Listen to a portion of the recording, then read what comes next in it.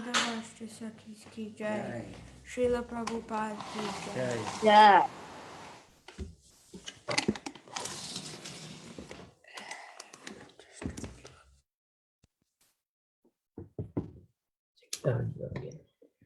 Hare Krishna, can everyone still hear me?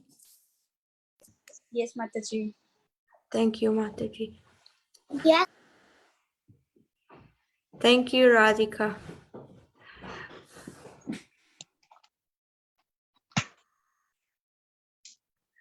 Okay.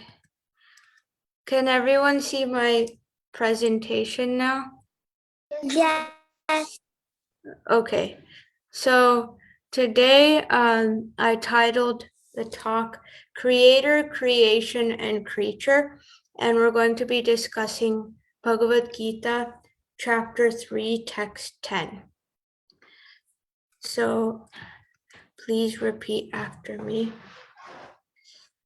Sahayagnya praja shrishva Sahayajnya prajasva purovacha prajapatihi Purovacha prajapatihi anena prasavishyadhvam Anena prashavishyatvam eshavostvishta kamadhuk Eshavosva ishtakamadu Sahayagnya praja shrishva Sahayajnya prajasva purovacha prajapatihi Purovacha prajapatihi anena prasavishyadhvam Anena prashavishyatvam eshavostvishta kamadhuk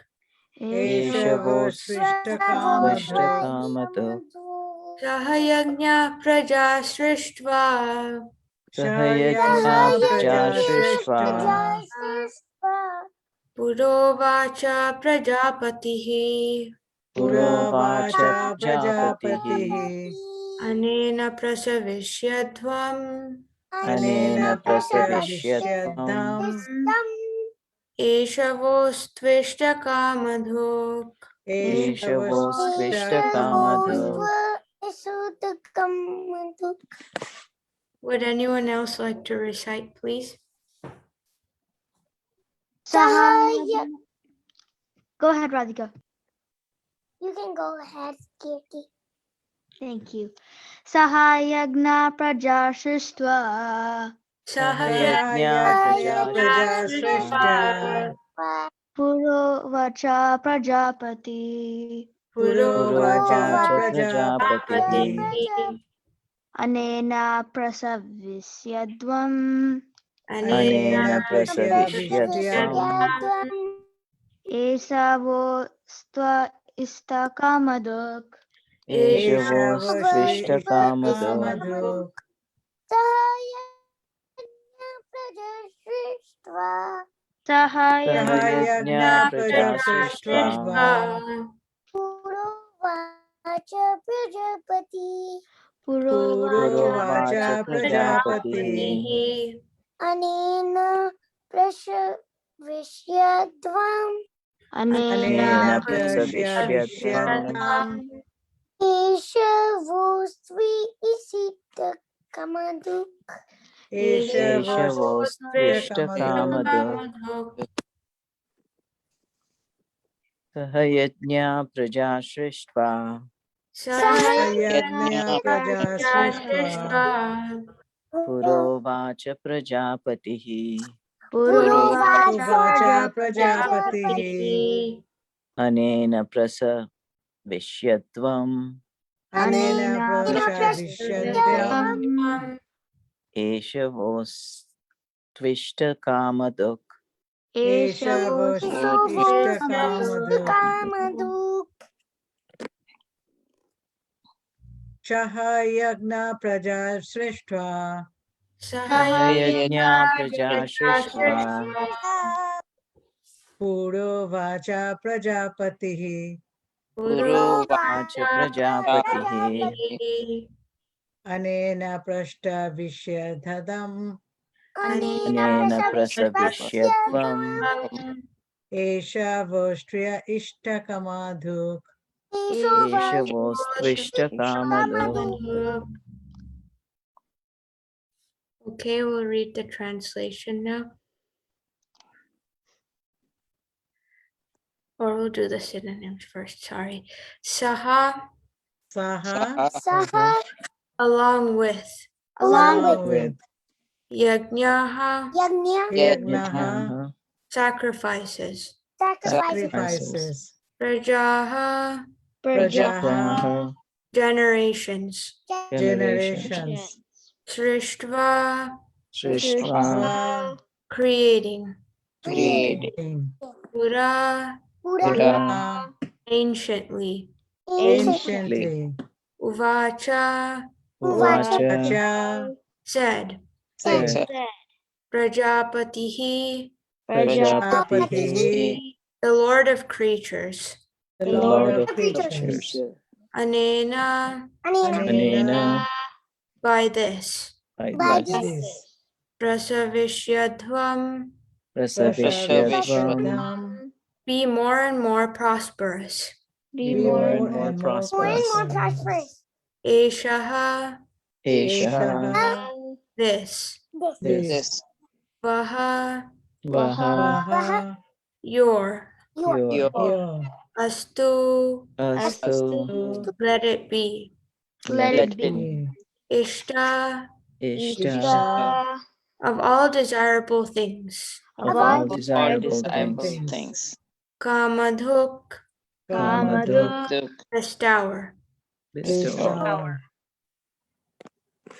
Translation by His Divine Grace A.C. Bhaktivedanta Swami Srila Prabhupada. In the beginning of creation, the Lord of all creatures sent forth generations of men and demigods, along with sacrifices for Vishnu, and blessed them by saying, "Be thou happy by this yajna sacrifice, because its performance will bestow upon you everything desirable for living happily and achieving liberation." Purport. The material creation by the Lord of creatures, Vishnu, is a chance offered to the conditioned souls to come back home, back to Godhead. All living entities within the material creation are conditioned by material nature because of their forgetfulness of their relationship to Vishnu or Krishna, the Supreme Personality of Godhead. The Vedic principles are to help us understand this eternal relation, as it is stated in the Bhagavad Gita, Vedascha sarvair aham eva vedyaha. The Lord says that the purpose of the Vedas is to understand Him. In the Vedic hymns it is said, Patim Vishvasyatmeshwaram. Therefore, the Lord of the living entities is the Supreme Personality of Godhead, Vishnu. In the Srimad Bhagavatam, also, Srila Shukadev Goswami describes the Lord as Pati in so many ways. Shriyapatir Yajnapatir Prajapatir Dhyam Patir Lokapatir Dharapatihi Patir Gatishchandhaka Vrishni Satvatam Prasidatam me Bhagavan Satam Patihi. The Prajapati is Lord Vishnu, and he is the Lord of all living creatures, all worlds, and all beauties, and the protector of everyone. The Lord created this material world to enable the conditioned souls to learn how to perform yajnas, sacrifices, for the satisfaction of Vishnu, so that while in the material world they can live very comfortably without anxiety, and after finishing the present material body, they can enter into the kingdom of God. That is the whole program for the conditioned soul. By performance of yajna, the conditioned souls gradually become Krishna conscious and become godly in all respects. Would anyone else like to read? Any of the kids? In the age of Kali, the Sankirtana Yagna, the chanting of the names of God is recommended by the Vedic scriptures, and this transcendental system was introduced by Lord Chaitanya for the deliverance of all men in this age. Sankirtana Yagna and Krishna consciousness go well together. Lord Krishna, in his devotional form as Lord Chaitanya, is mentioned in the Srimad Bhagavatam 11.5.32 as follows with special reference to the Sankirtana Yagna.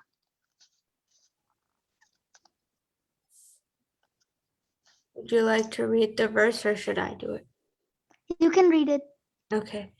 Krishna Varnam Tvisha Krishnam Sangopangastra Parshadam Yajnai Sankirtana Prayar Yajantihi Sumedhasaha. In this age of Kali, people who are endowed with sufficient intelligence will worship the Lord, who is accompanied by his associates by the performance of Sankirtana Yajna.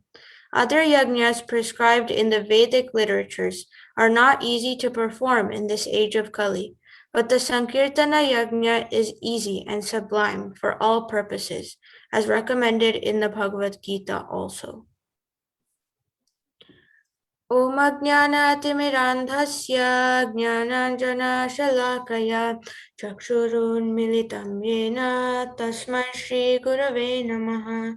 Shri Chaitanya Manobhishtam Sthapitam Yena Bhutale Swayam Rupa Kadamahyam Dadati Swapadantikam Vandeham Shri Guru Shri Yutapadakamalam Shri Gurun Vaishnavamscha Shri Rupam Sagrajata Sahagana Raghunathanvitam Tam Sajivam Sadvaitam Savadhutam Parijana Sahitam Krishna Chaitanya Devam Shri Radha Krishna Padan Sahagana Lalita Shri Vishakhanvitamscha He Krishna Karuna Sindho Dinabandho Jagatpate Gopesha Gopika Kanta Radha Kanta Namostute Tapta Kanchana Gaurangi Radhe Vrindavaneshwari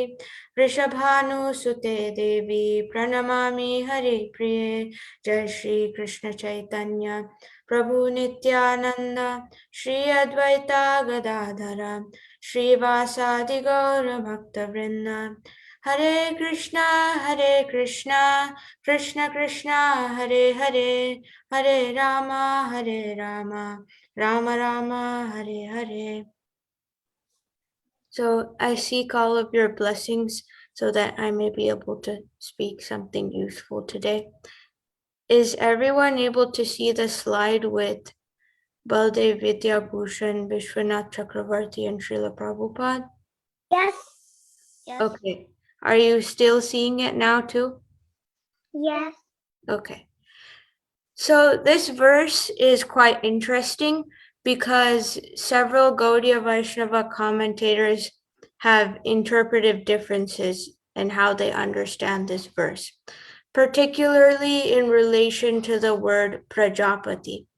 So Prajapati usually is used as a name of Brahma, but as we saw in the purport, Srila Prabhupada mentioned that Prajapati actually means Vishnu here. Srila Prabhupada agrees with Baladev Vidyabhushan, who also said that Prajapati in this verse refers to Lord Vishnu or Krishna, and he cited several verses from the Vedas and Upanishads to prove this. But simultaneously, Vishwanath Chakravarti Thakur said that Prajapati stands for Brahma here. So in either case, the main point here is that Brahma is creating sacrifice along with human beings for the purpose of pleasing Vishnu, because Vishnu is ultimately the greatest Yajnapati and the greatest Prajapati. So Srila Prabhupada, while he says that Vishnu is Prajapati here, in another verse, in the Srimad Bhagavatam, the one that he cited in the purport, he says over there that the Prajapati in verse 10 of the 3rd chapter of Bhagavad Gita stands for Lord Brahma. Can everyone see the Veda base tab I have opened? Yes, Mataji. Okay, so here Prabhupada says, we have information from the Bhagavad Gita 3:10 through 11 that Lord Brahma, after giving rebirth to the conditioned souls within the universe, instructed them to perform sacrifices and to lead a prosperous life. So we can see both interpretations in Prabhupada's work, because in one text, in one verse, he's saying that it stands for Lord Brahma, but then in the purport of the 3rd chapter, verse 10, he says that it stands for Vishnu. But ultimately, because Vishnu is the supreme Yajnapati, and all the results of the sacrifices ultimately are to please Vishnu, there isn't much of a contradiction here. So now, since we discussed what Prajapati could mean based on different scholars, I wanted to compare this verse with the Christian tradition, because I've been learning a lot about the Christian tradition in school. And this verse presents a creation story, and the Christian tradition also has a creation story called Genesis. So in Genesis 1 and 2, the Bible describes how the Lord created all the creation, like plants and oceans and different living entities. And finally, after creating all those things, God creates humans. So it says, so God created mankind in his own image. In the image of God, he created them. Male and female, he created them. God blessed them and said to them, be fruitful and increase in number. Fill the earth and subdue it. Rule over the fish in the sea and the birds in the sky, and over every living creature that moves on the ground. Then God said, I give you every seed-bearing plant on the face of the whole earth, and every tree that has fruit with seed in it. They will be yours for food. And to all the beasts of the earth, and all the birds in the sky, and all the creatures that move along the ground, everything that has the breath of life in it, I give every green plant for food. And it was so. So we can do comparisons between the verse that we read and also the Genesis passage that we read. So the first thing is that God says in Genesis, be fruitful and multiply. And similarly, in the verse that we have, there's a word that says prasavishyadvam. So prasavishyadvam comes from the Sanskrit root su, which means to procreate or beget offspring, and it has the prefix pra. So be fruitful and multiply and prasayishvatvam basically mean the same thing. So Krishna or Brahma, based on how we take it, and God in the Bible blesses humans the same way after creating them, to be fruitful and multiply, or to create progeny. And this lesson is very valuable for us, especially in a world that has now turned Krishna's blessing on its head and that views the birth of children as unwanted. The use of contraceptives and the practice of abortion are rampant nowadays. But nevertheless, Prabhupada asserts in the Nectar of Instruction, in the first verse, that, quote, the Krishna consciousness movement encourages marriage for the begetting of Krishna conscious children. As soon as the children are a little grown up, they are sent to our Gurukula school, where they are trained to become fully Krishna conscious devotees. Many such Krishna conscious children are required. So the first time when I read this carefully, the word required stood out to me a lot, because previously I kind of had a vague impression that being a grihastha and having children was somehow something that you're supposed to be embarrassed by, because being a brahmachari was the best. But in this quote, Prabhupada says that having children for Krishna is a service, and that it's a valued service. It's required. It's necessary for the well-being of our movement. So when we see it that way, then having children is definitely a blessing, and it's definitely something that we can look forward to and cherish. And it's a valued service for Srila Prabhupada and Krishna. So that's one way we can compare Genesis to this verse. We can also contrast it with the verse that we have. So look at some of the differences. So in Genesis, if you remember in the passage that we read, God says that humans can rule and subdue the earth. So recently, theologians and scholars have been struggling with this language because people over the course of history have taken advantage of such words like rule and subdue to exploit the environment and the natural resources it provides. So they forgot the fundamental fact that the world and creation was given to them by God out of His grace. And rather than treating the world as a blessing from God and keeping it safe, our current world is destroying this creation. So it's no surprise about like the rates of global warming, carbon emissions, climate change, and drilling oil from the earth, that this earth is slowly being destroyed. So recently, theologians have been trying to reinterpret the passage to bring out meanings that would help people preserve the environment and respect it rather than destroy it. On the other hand, in the creation account that we read in the verse today, in the Gita, this description of creation and what humans have and how they should live in this world goes on until verse 15, but it starts here. And this account, it doesn't run such a big risk of communicating to humans that they can exploit the resources of Krishna's creation like Genesis does. So just to remind us of the translation, I'll read it one more time.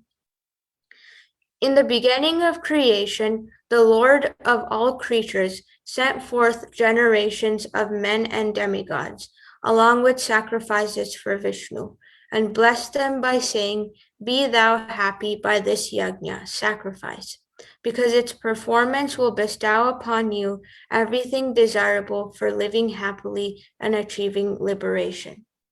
So this translation emphasizes the performance of sacrifice, and this aspect of sacrifice is missing in the Genesis passage we read.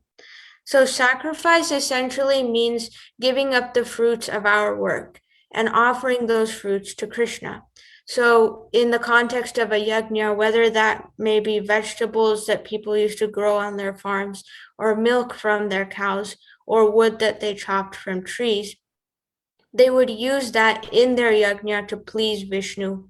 So the process of yajna itself teaches us that we don't own everything we have, actually, and we're only blessed with those things, those resources that we use by Krishna.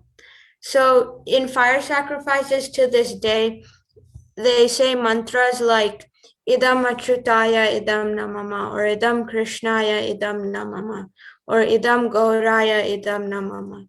That means this is for Achyuta, this is not mine. This is for Krishna, this is not mine. Or this is for Gauranga, and this is not mine. So the whole process of the sacrifice is instilling in our minds and in our hearts that what we have in this world doesn't actually belong to us. It's like a gift from Krishna. So we have to keep it carefully, and we have to only use as much as we need, like the Sri Ishopanishad tells us. Ishavasyamidam sarvam yatkincha jagatyam jagat tena tyaktena bhunjita magreda kasya svidhanam. So the translation is that everything animate or inanimate is within the universe is controlled and owned by the Lord. One should therefore accept only those things necessary for himself, which are set aside as his quota, and one should not accept other things, knowing well to whom they belong. So we should only take as much as we need, and when we do that, there's no question of exploitation. Exploitation occurs when we take more than we need because we're selfish, and other people won't get what they need, and we end up destroying the environment. But when we only take as much as we need, then those problems won't exist. In the purport, Prabhupada gives an example of birds, like if there's a huge sack of rice on the street, birds would only take as much as they need and come back when they need more. But if it was a human being, they would just lift up the whole sack and take it home, even though they may not need that much. So our nature to hoard things that are in this creation is what ultimately destroys the creation. But when we keep in mind that everything is owned by the Lord, nothing actually belongs to us, but we only have permission to use whatever our quota is, then the world won't be destroyed. So this translation really helps us develop that attitude and keeps us away from the risk of subduing or ruling the world, as some people understand from the Genesis passage.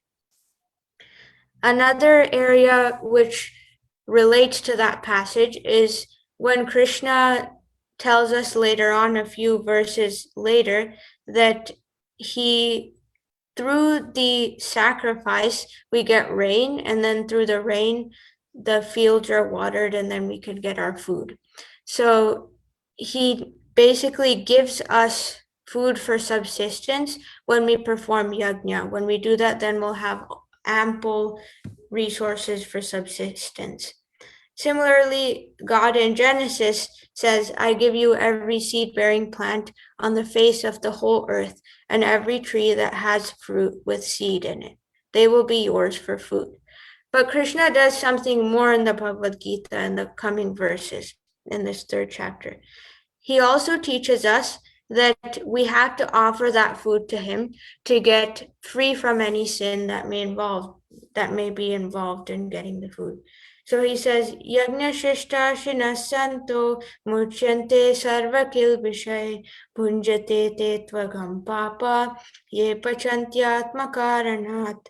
So he teaches us that we should offer any produce we get back to Krishna. And through that process of offering, we get relieved from any sin that may be incurred while we either harvest the grains or the vegetables, or when we buy them. If there's any sin incurred at that time, when we offer our food to Krishna, then we get free from all the sin. And this process enforces in us mindsets of gratitude and respect rather than exploitation. So we feel grateful because we see that even though everything belongs to Krishna, he's kindly giving us prasadam, just as Bhaktivinoda Thakur says in his prayer, Krishna bada doya moi kore bare jipa jai, swaprasadana dilobai, sayanamrita pao Radha Krishna gunabao. So Krishna is so merciful that he gave us his own prasada, his own mercy. And that's like anamrita. Anamrita is like immortal food. So Krishna is giving this to us because he's so kind. He's helping us become free from the agitations of the tongue and other senses. So when we go through this offering process, then we feel grateful because Krishna is giving us so much mercy, even though we're living in this material world. So in this way, through its emphasis on sacrifice, the creation account in the Bhagavad Gita inspires respect and gratitude in its reader and reduces the risk of human exploitation of the God-given gift of creation. So to show us how essential it is to perform sacrifice, even Krishna performed sacrifices when he was living in this world. In previous ages, every grihastha was required to perform something called the Panchasuna or the Panchamahayajna, which are 5 sacrifices that grihasthas had to perform every day. And in the 10th canto of the Srimad Bhagavatam, when Narada is visiting the 16,108 palaces of Krishna in Dwaraka, he sees in one of those palaces that Krishna is performing this Pancha Mahayajna. Like Krishna says in the Bhagavad Gita, Yad Yad Acharati Shreshtas Tatta Deveta Rojana, whatever a great man does, common men follow. That's why Krishna set an example for us that grihastas have to perform yajna. So even though he's never implicated in any sin, and the purpose of the yajna is to get free from sin, he still performed those yajnas. But having understood the importance of sacrifice, the question remains, what form does yajna take for us today? Because we live in a world that puts smoke detectors all over its houses, and in a world where ghee is so expensive, and we don't have so much time either. How can we perform yajnas? But Prabhupada answers this question very beautifully in the purport. He says that the yajna prescribed for us in this age is the Sankirtana yajna. And the Sankirtana yajna can be performed at any time by anyone. There are no rules for this. Like Mahaprabhu says in the Shikshashtaka, Namna Makari Bahuda Nija Sarva Shaktis Tatrarpita Niyamita Smaranena Kalaha Etadrashi Tava Kripa Bhagavan Mamapi Durdaiva Midrisha Miha Janina Anuragaha. So through this Sankirtan Yajna, through this single Yajna, all our material needs will be fulfilled, and at the same time, we will also achieve liberation. As Krishna said in the verse today about Yajna in general, that by performing Yajna, humanity would live happily in this world, but also achieve liberation after death. So I remember that Chandramauli Maharaj, one time he told a story where the devotees were doing kirtan in a certain city of the United States. I don't remember which one, but there was a big drought there for months and months, and the devotees challenged one radio station, and they said that we're going to do kirtan and then it's going to start raining. So the radio was like giving constant updates on how their kirtan is going, and it started raining the next day.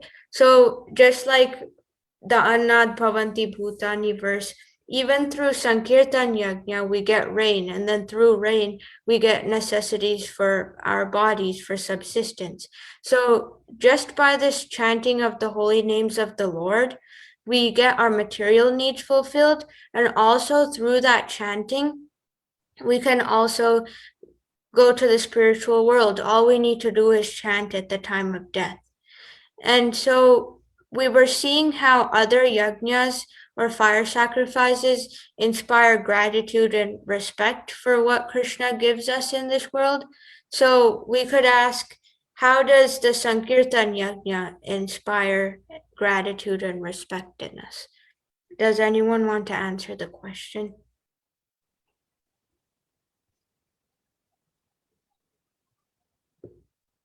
Any kids? That can satisfy the root, Krishna. Okay, Mataji. Anyone else?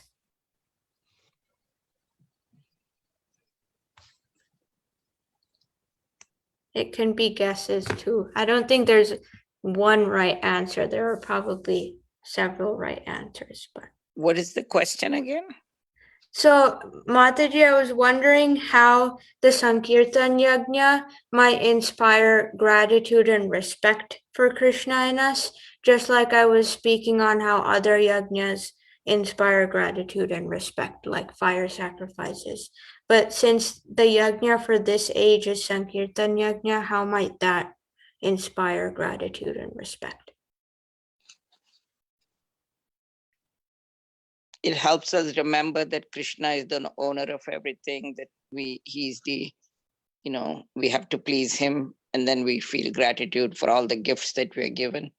So when we think of Krishna as the owner of everything, and Krishna is present in his name, and that's how we praise him and offer our gratitude.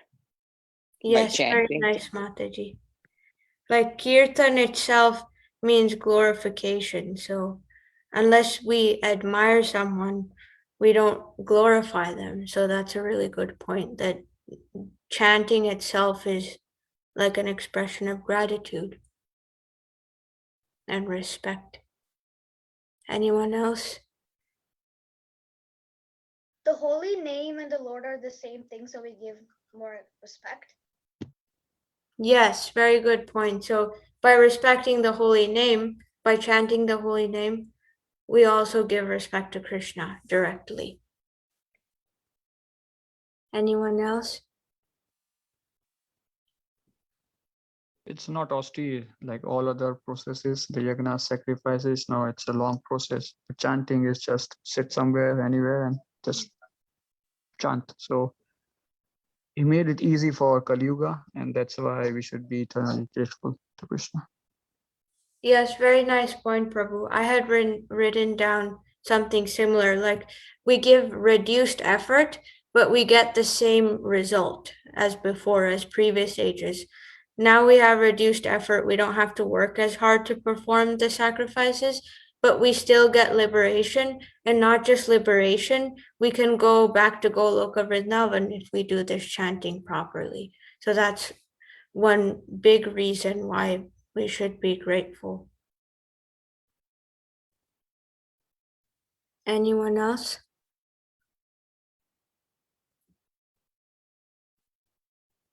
So one more thing that I wanted to add was that Lord Chaitanya brought the Hare Krishna Mahamantra and popularized it amongst everyone, regardless of their caste or creed.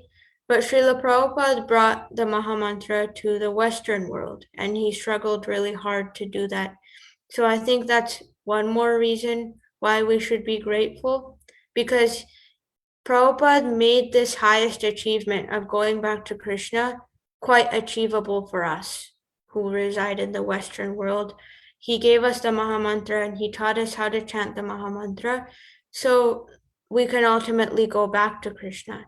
And he also gave us a society where we could chant the Mahamantra together. In the Nectar of Instruction, when Rupa Goswami details the 6 exchanges that are to be done between devotees, Prabhupada says that he created ISKCON to facilitate these 6 exchanges amongst devotees. And he also says that a good example of dadati, or giving, is giving the holy name to others. So not only should we perform the Sankirtan Yajna ourselves, we should always be looking to give the treasure to other people so that they can also learn to chant the holy name and they can go back to Krishna. So any questions on this verse or comments? Mataji, you said something about 5 yajnas a householder is supposed to perform. Can you tell us what they are?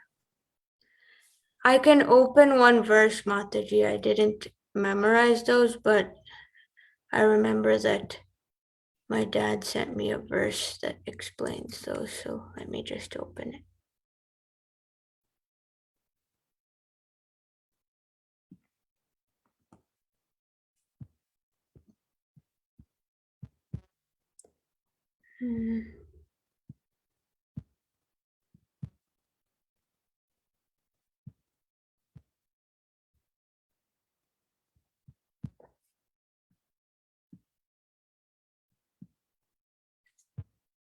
Okay.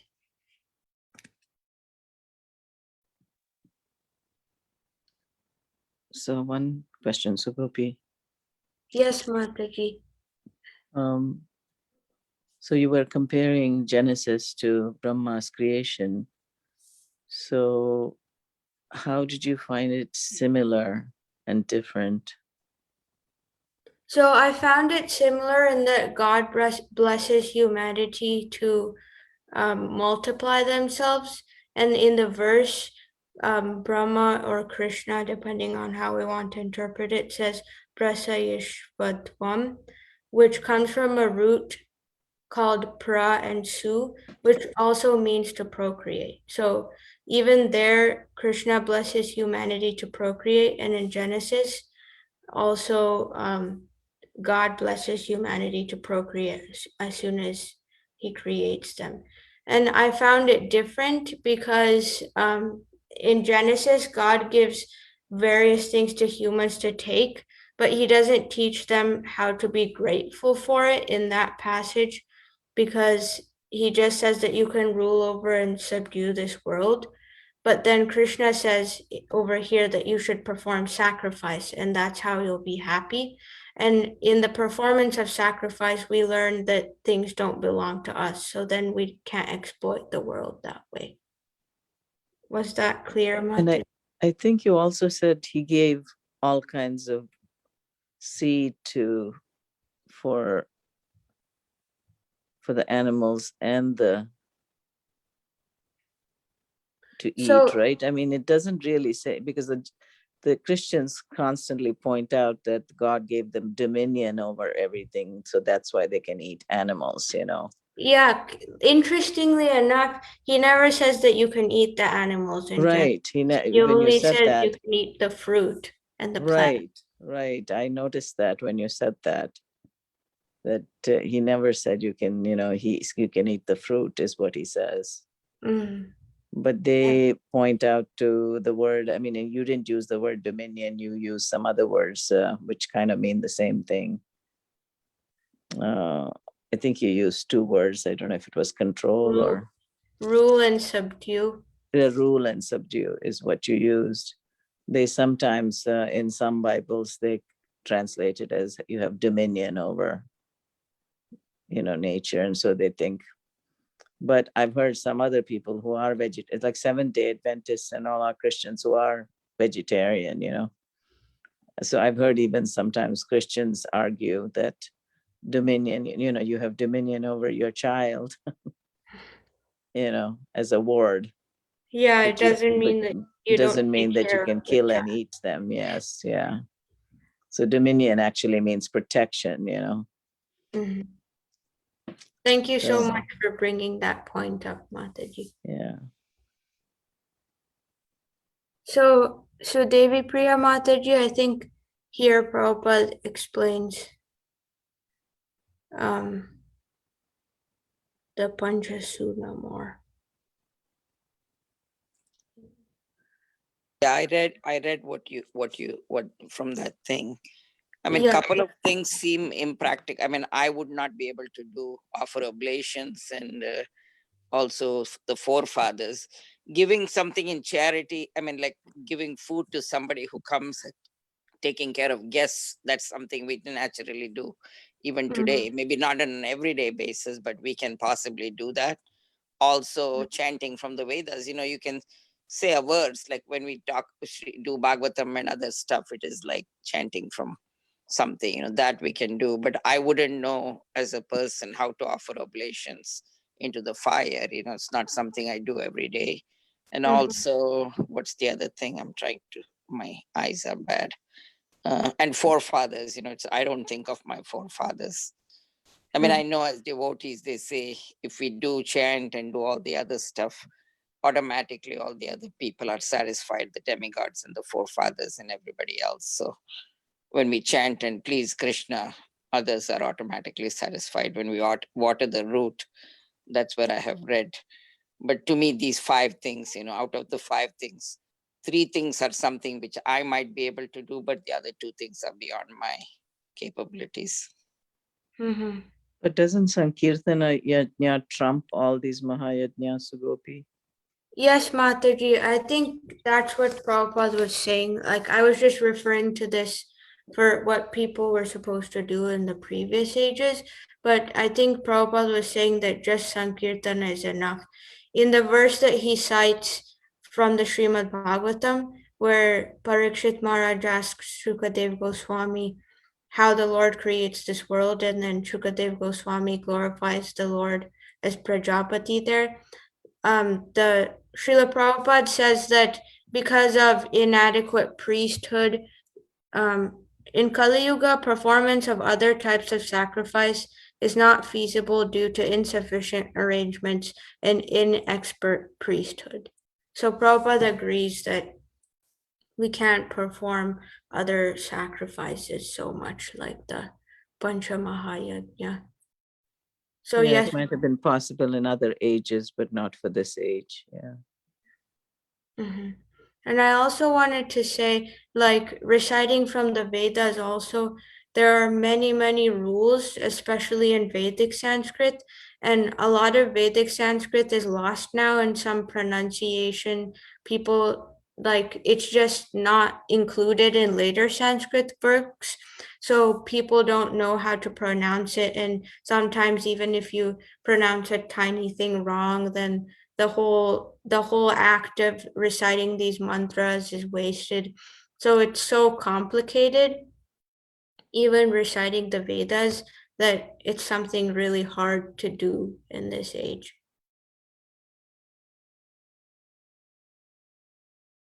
Any other comments?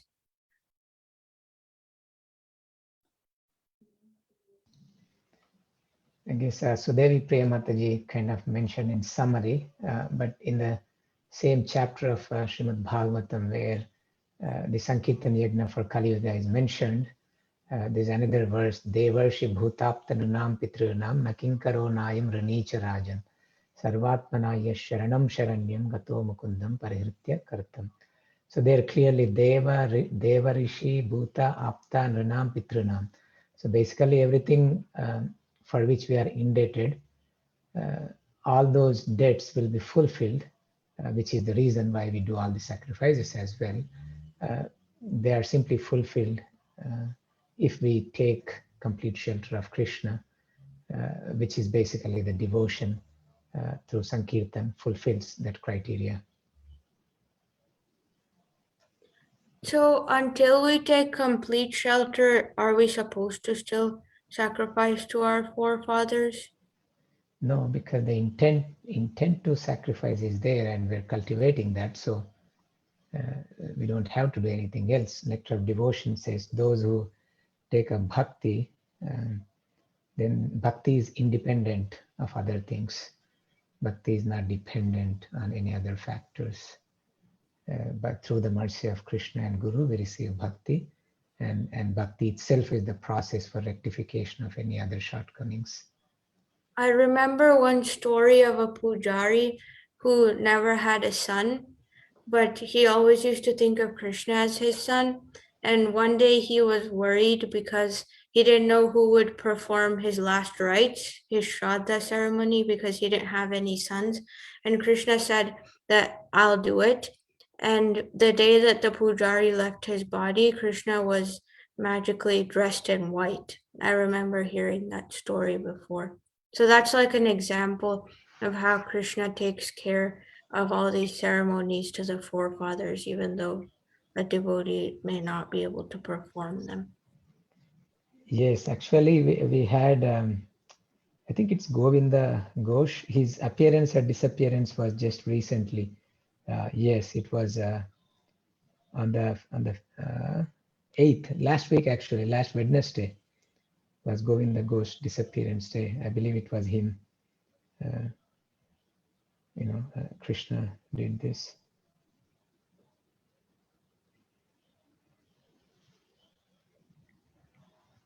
Thank you. Does anyone else?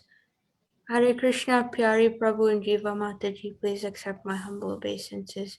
All glories to Srila Prabhupada. Would you like to give any comments, Prabhu and Mataji?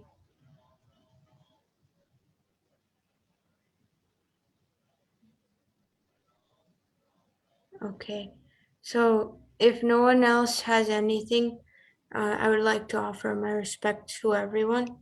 Vancha kalpa Kalpatarubhyascha kripa tarubhyascha sindhubhya Pavanebhyo Vaishnavebhyo Namo namo namah. Anantakoti Vaishnava Ki Jai. Jai. Srila Srila Prabhupada ki Prabhupada jai. Ki Jai. Sugopi Mataji ki jai. Thank you Jai. for a wonderful class, Mataji. Thank you, Mataji. Please bless me. Thank you. Hare Krishna. Hare Hare Krishna. Krishna. Thank you, Hare Krishna.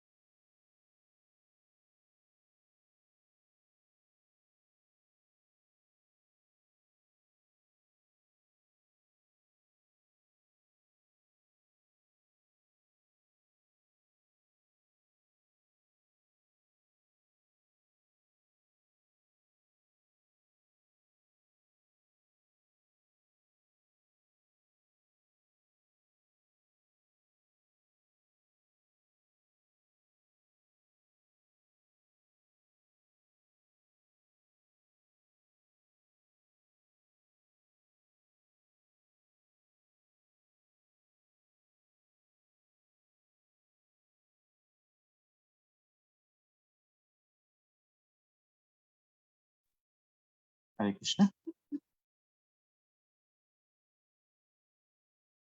We'll recite Hare Krishna Prabhuji. Hare Krishna Mataji. We'll recite the next verse, the last verse, 1878. Yatra Yogeshwara Krishna Yatra Pato Dhanurdaraha Tatra Shri Vijayo Bhutir Dhruva Nitir Matir Mama. Yatra Yogeshwara Krishna Tatra Pato Dhanurdaraha Tatra Shri Vijayo Bhutir Dhruva Nitir Matir Mama. Yatra Yogeshwara Krishna Yatra Pato Dhanurdaraha Tatra Shri Vijayo Bhutir Dhruva Nitir Matir Mama. Yatra Yogeshwara Krishna Yatra Partho Dhanurdaraha Tatra Shri Vijayo Bhutir Dhruva Nitir Matir Mama. Yatra Yogeshwara Krishna Yatra Partho Dhanurdaraha Tatra Shri Vijayo Bhutir Dhruva Nitir Matir Mama.